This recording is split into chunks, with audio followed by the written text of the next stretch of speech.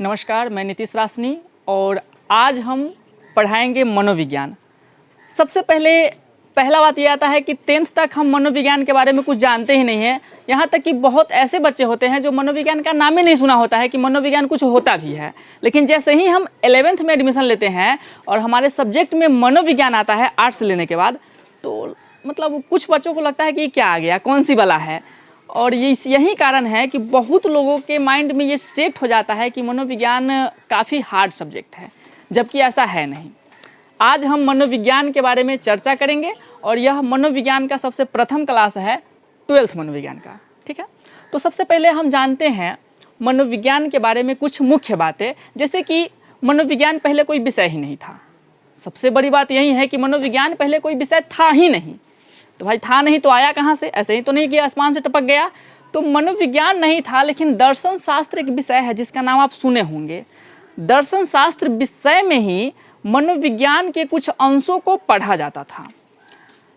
अब इस चीज़ से प्रभावित हो गए विलियम उंट नाम के एक दार्शनिक। दर्शन शास्त्र के मतलब बहुत प्रचलित लोग कह सकते हैं, या फिर दर्शन शास्त्र के विषय में काफ़ी आगे थे। तो ये जो है मनोवैज्ञानिक चीज़ों से काफ़ी मतलब ये हो गए, भावुक हो गए कि नहीं ये तो कुछ है, इसको कुछ अलग, मतलब इसमें कुछ करना चाहिए। तो ये उस समय जर्मनी के लिप्जिग विश्वविद्यालय में थे और वहीं पे इन्होंने एक प्रयोगशाला खोला। जो मनोविज्ञान का प्रयोगशाला था, न कि दर्शन शास्त्र का। मतलब दर्शनीय शास्त्र में मनोवैज्ञानिक कुछ ऐसे तथ्य था जिसका रिसर्च करना, मन के बारे में जानना, लोगों के बारे में जानना, लोग कैसे कुछ सोचते हैं, कैसे लोग रिएक्ट करते हैं, लोगों के मन में क्या होता है, इन सब चीज़ों को जानने के लिए इन्होंने लिप्जिग में एक प्रयोगशाला खोल दिया जो सिर्फ और सिर्फ मनोविज्ञान का था, न कि दर्शन शास्त्र का। और तब से दर्शन शास्त्र से अलग होकर मनोविज्ञान खुद एक विषय बन गया। ये बात है 1879 ईस्वी का। 1879 ईस्वी में विलियम उंट जी ने मनोविज्ञान का एक प्रयोगशाला खोलकर मनोविज्ञान का जनक बन गए, क्योंकि मनोविज्ञान को एक नया रूप दिया किसने? विलियम उंट ने। तो मनोविज्ञान का जनक कौन कहलाएगा? विलियम उंट ही कहलाएंगे। ये बात हो गई कि मनोविज्ञान आया कहाँ से। अब हम मनोविज्ञान में पढ़ते क्या है, मनोविज्ञान को कैसे जानते हैं, ये जान लेना है। अब तक हमने मनोविज्ञान का नाम सुना होगा तो दिमाग में एक को बात आया होगा कि मनोविज्ञान माने मन का विज्ञान। और हम सब जैसे ही मनोविज्ञान का नाम सुनते हैं तो लगता है कि इसमें मन के बारे में जानना होगा, लोग क्या करते हैं, लोग के मन में चलता क्या है, लोग कैसे कुछ सोच लेते हैं, मतलब हम दूसरे लोग के मन की बात कैसे जान जाए। ठीक है, तो स्टार्टिंग में मनोविज्ञान को मन का विज्ञान ही कहा गया। लेकिन आप जानते हैं कि विज्ञान किसी चीज़ को तब कहा जाता है जब उसे प्रूफ किया जा सके। तो कहा ठीक है भाई, मन का विज्ञान है, हम माने कि इससे में मन का अध्ययन होता है, लोगों के मन को जाना जाता है। लेकिन मन को बताओ तो कहाँ है?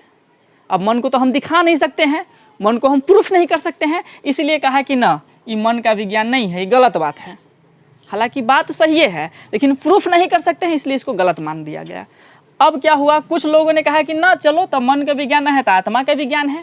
आत्मा वह भूत प्रेत वाला आत्मा, हमारे अंदर एक आत्मा होता है ना, कहते कि हमारा आत्मा कर रहा है ना कि यहाँ जाते, हमारा आत्मा कर रहा है कि ओकरा से बतियाते, हमारा आत्मा कर रहा है कि ये खाते। तो ठीक है, हम सब जानते हैं कि हम सब के पास आत्मा होता है और इसी का अध्ययन करना मनोविज्ञान है। लेकिन फिर वह बात कि आत्मा को दिखाओ तो केने है, तो तुम कहोगे हम देखे हुए थे गाछी में एगो उजर साड़ी पहन के खड़ा थी आधा रात में। तो तुम ना देखे थे, तुम प्रूफ कर सकते हो कि सही में वहाँ पे कोई आत्मा था ही, या फिर आपके अंदर आपका एक आत्मा है जो कह रहा है कि हमको ये खाना चाहिए। तुम झूठ भी तो बोल सकते हो कि हमारा मन कर रहा है, मेरा आत्मा कर रहा है करने का। आत्मा को भी हमने प्रूफ नहीं कर सका, इसलिए इसको भी गलत कर दिया गया। क्योंकि किसी भी चीज़ को विज्ञान तब ना कहेंगे जब उसे प्रूफ कर लेंगे, प्रूफे नहीं करेंगे तो विज्ञान नहीं हुआ। बाद में कहा गया कि ना, मनोविज्ञान चेतना का विज्ञान है। अब चेतना का माने क्या होता है? एगो नया शब्द आ गया। तो चेतना माने कुछ नहीं होता है। चेतना माने जो हमारे मन में अभी है, अभी जो हम देख रहे हैं, जान रहे हैं, सुन रहे हैं, वही हमारा चेतना होता है, मतलब जागृत अवस्था। और कहा गया कि हम जो देखते हैं ना, जानते हैं, सुनते हैं, उसी से हम किसी चीज़ को मतलब व्यवहार में लाते हैं, या फिर इसी हिसाब से हमारा मन चलता है। तो बोले कि हाँ चलो ठीक है, जैसे कि हम सब हंसता है तो हम हंस लेते हैं, हम देखते हैं हंसते हुए तो हम भी हंस लेते हैं, देखते हैं 4 गो रो रहा है तो हमारा मुंह लटक जाता है, रोने जैसा मन करने लगता है। लेकिन फिर कहा कि अच्छा मान लो तू झूठ हो के तो हंस सकता है, प्रूफ कैसे करेगा कि तुम खुश है इसलिए हंस रहा है। कभी कभी लोग मतलब गम छुपाने के लिए भी मुस्कुराता रहता है, लगता है कि मेरे पास कोनो दुखे नहीं है। लो इसको भी काट दिया गया, कहा ना चेतना का विज्ञान भी नहीं है। अभी वर्तमान में कहा जाता है कि जो मनोविज्ञान है ना वो व्यवहार का विज्ञान है। व्यवहार का विज्ञान माने कि जो हम चाल चलन जो हमारा है, कर्म लक्षण, यही इसी चीज़ का अध्ययन करना मनोविज्ञान कहलाता है। जैसे अगर हमारा व्यवहार अच्छा होगा ना तो हम हर जगह मतलब अगर मन मेरा अच्छा होगा, दिल अच्छा होगा, हम अच्छी चीज़ सोचते होंगे तो मेरा व्यवहार वो अच्छा होगा। अगर मनवे में खोट होगा तो व्यवहार भी अच्छा नहीं होगा। यानी कि अब व्यवहार को प्रूफ किया जा सकता है। कैसे? जैसे अगर हम दुखी हैं तो मेरे चेहरा पे दिखेगा कि हम दुखी हैं, हम खुश हैं तो नहीं चाहते हुए भी चेहरा पे तनिया स्माइल आ ही जाएगा।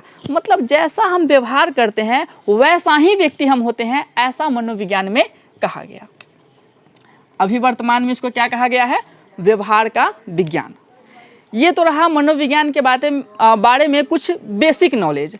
इसके बाद हम मनोविज्ञान 12th चैप्टर 1 से पढ़ना स्टार्ट करेंगे और बहुत कुछ जानेंगे और सीखेंगे।